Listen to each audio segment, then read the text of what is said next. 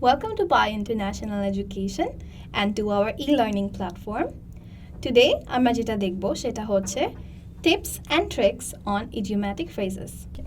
So first of all, যে idiomatic phrase-টা আমরা দেখব সেটা হচ্ছে I am chilling with my friends.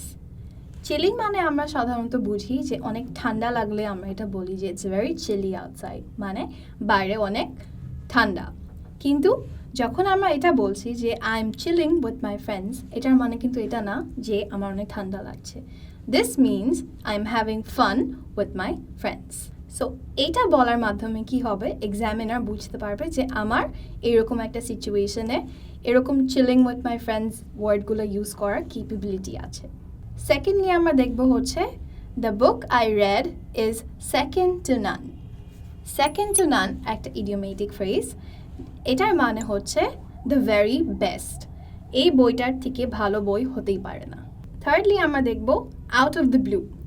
Out of the blue মানে হচ্ছে যখন কোনো কিছু হঠাৎ করে আমাদের কাছে চলে আসে বা আমাদের চোখের সামনে চলে আসে। So out of the blue a cat came in front of my car. So হঠাৎ করে একটা বিড়াল আমার গাড়ির সামনে চলে এসেছিল। So this was about it. এভাবে আমরা ইডিওম্যাটিক ফ্রেজেসগুলো ইউজ করতে পারি এবং আমাদের ভোক্যাবুলারি এবং আইএলসের স্পিকিং স্কিলসগুলোকে আমরা ইমপ্রুভ করতে পারি।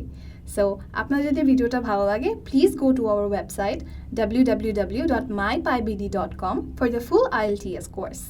Thank you so much for watching.